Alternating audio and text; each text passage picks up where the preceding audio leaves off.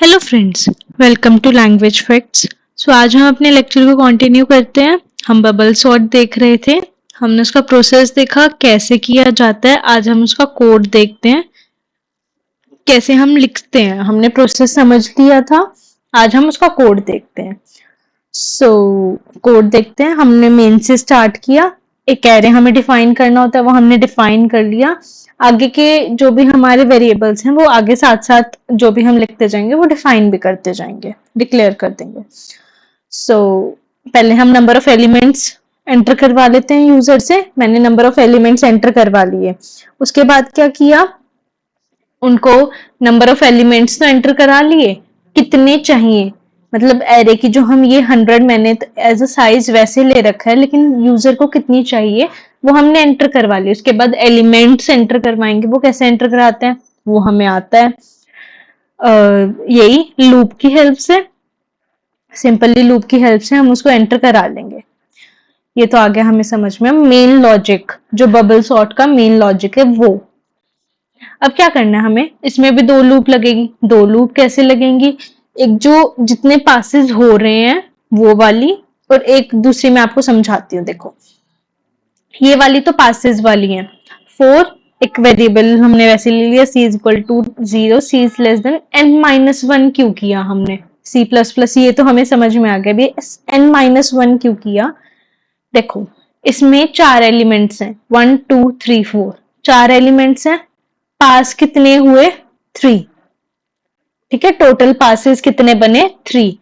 तो जितने भी एलिमेंट हैं उसका एक कम, मतलब 4 है तो 3 पासेस होंगे, 5 है तो 4 पासेस बनेंगे, तो वो मतलब उससे एक कम पासेस होंगे, इसलिए यहाँ पे लिखा n-1। ठीक है, अब 10 एलिमेंट्स है तो पासेस कितने होंगे, 9 होंगे। ये बात हमें समझ में आ गई।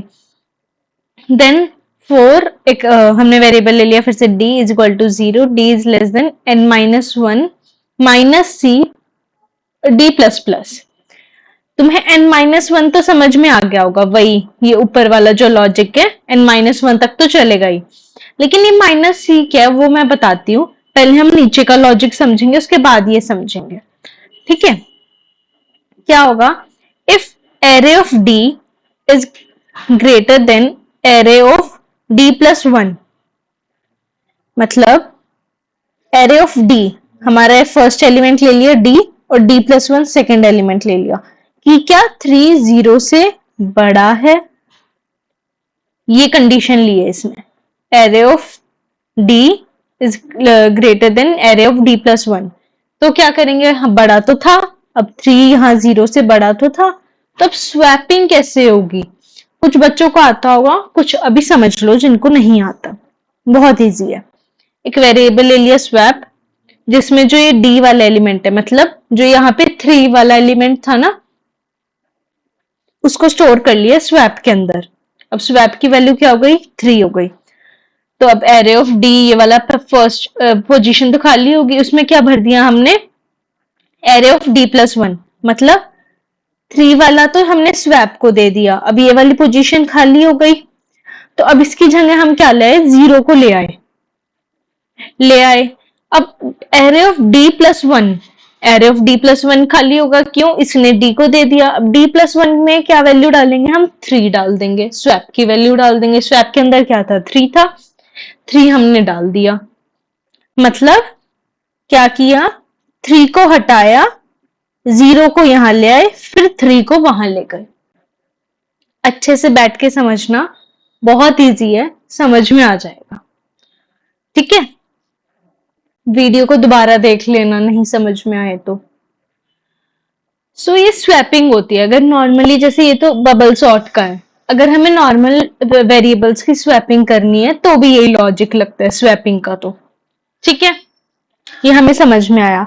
अभी मुझे n-1 तो समझ में आ गया, हाँ ये तो ऊपर वाला लूप ही है, लेकिन ये माइनस c क्यों किया है हमने, माइनस c इसलिए किया है, जैसे हमने फर्स्ट पास कर दिया, फर्स्ट पास हो गया। अब मैंने क्या बताया था पिछले लेक्चर में, जो 6 है वो जो ग्रेटेस्ट एलिमेंट, बिगेस्ट एलिमेंट होगा, वो अपनी लास्ट पोजीशन पे आ जाएगा। तो अब हमें 5 और 6 क्या कंपेयर करने की जरूरत है, जब मुझे पता है 6 जो सबसे बिगेस्ट एलिमेंट है वो सबसे लास्ट में आ चुका है। फिर मैं उसको कंपेयर क्यों करूं, अपने कहते हैं ना आइट्रेशंस को क्यों वेस्ट करूं, क्यों मेमोरी वेस्ट करूं अपनी। तो हम उसको 5 और 6 को कंपेयर ही नहीं करेंगे। ऐसे ही जब 5 अपनी पोजीशन पे आया तो 3 और 5 को हम आगे कंपेयर करेंगे ही नहीं। जब हमें पता है 5 बिगेस्ट है तो 3 उससे बिगेस्ट हो ही नहीं सकता, तो हम उसको कंपेयर करेंगे ही नहीं, वो वेस्ट है हमारा। इसलिए इसलिए हमने माइनस सी लगाया है, मतलब यहाँ पे जो वैल्यू होगी वो हमने यहाँ पे माइनस कर दी, तो इसके बाद आइट्रेशन सही चलेगी हमारी।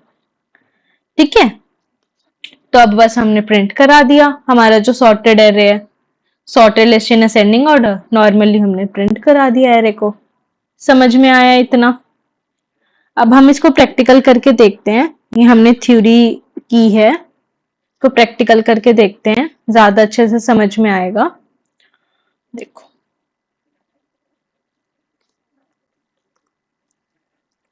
एरे का साइज मैंने लेट सपोज 50 ले लिया। ठीक है, बाकी जो हमें डिक्लेयर करना होगा वो हम बाद में कर देंगे। अब पहले मुझे करवाना है, नंबर ऑफ एलिमेंट्स ले लूं मैं।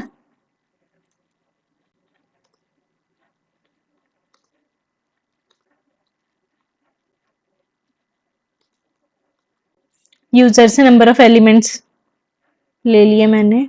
यहाँ पे एक एलिमेंट्स के लिए मैंने एक वेरिएबल डिक्लेयर कर दिया, स्कैन। अब तो ये तुम्हें बहुत अच्छे से समझ में आ गए होंगे, स्कैन एफ वगैरह, तो है ना। एम्परसेंट एन, ठीक है।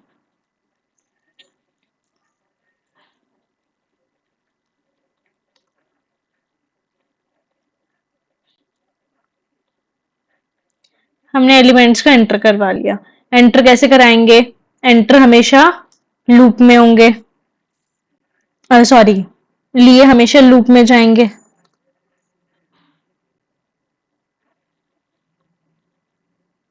अब मैं आई को लेस देन किससे करूंगी?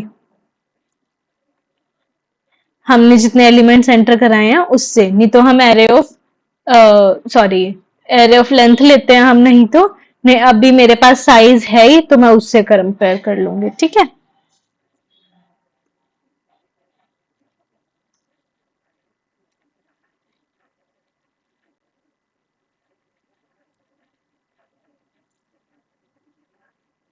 एम्परसेंड एरे का नाम और वेरिएबल। ओके, मैंने एरे एंटर करवा लिया, एलिमेंट्स एंटर करा लिया। अब क्या था हमारा लॉजिक आएगा बबल सॉर्ट का। बबल सॉर्ट का लॉजिक क्या था? Int i is equals to 0, i is less than हमारा n-1, उससे कम होंगी ना, हमारे साइज जो था उससे कम लूप चलेगी, वो हमारी चली लूप। उसके बाद दूसरी लूप बन रही है हमारी,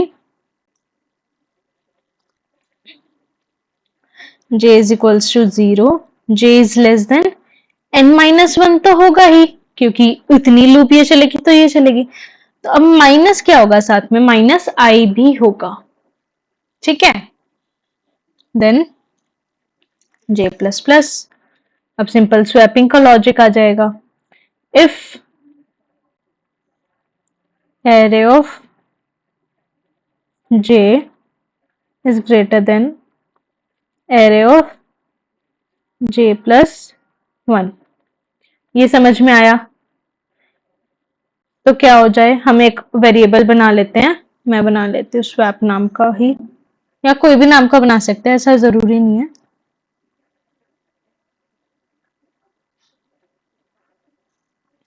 तो क्या हो जाए, स्वैप के अंदर कौन सी वैल्यू स्टोर हो जाए? एरे ऑफ जे की वैल्यू तो स्वैप के अंदर स्टोर हो जाए, ये आ गया मुझे समझ में। और एरे ऑफ जे प्लस 1 के अंदर कौन सी वैल्यू स्टोर, एरे ऑफ जे के अंदर कौन सी हो जाए? अब एरे ऑफ जे तो यहाँ पे खाली हो गया। ठीक है, तो जे के अंदर कौन सी स्टोर करनी है हमें? एरे ऑफ जे प्लस 1 की करनी है। ठीक है, अब एरे ऑफ j+1 खाली हो गया, उसमें कौन सी कर देंगे, स्वैप की बची, स्वैप की कर देंगे, ये होगी हमारी स्वैपिंग। अब इसके बाद बताओ क्या करेंगे, बबल सॉर्ट हो के अब तो हमें प्रिंट ही कराना है एरे।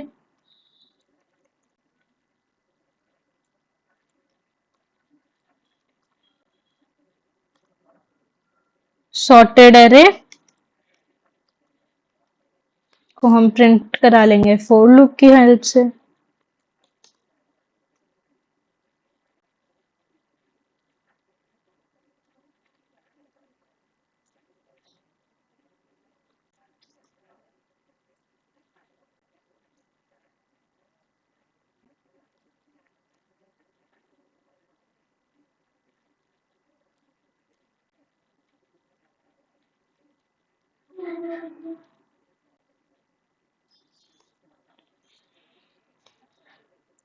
यहाँ पे हम ऑलरेडी टैब दे देते हैं,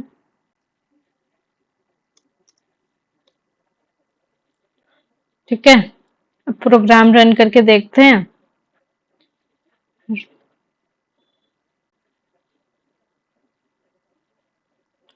क्या हो गया इसे।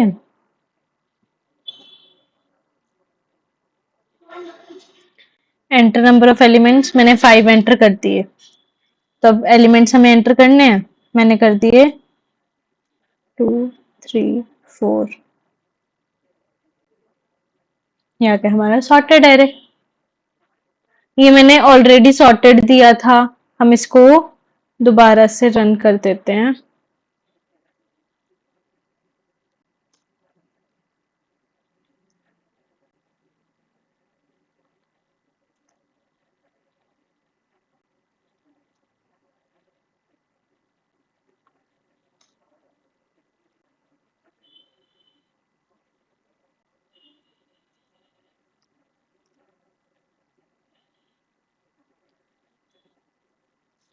ये सॉर्टेड एरे आ गया, आया समझ में, कोड समझ में आ गया।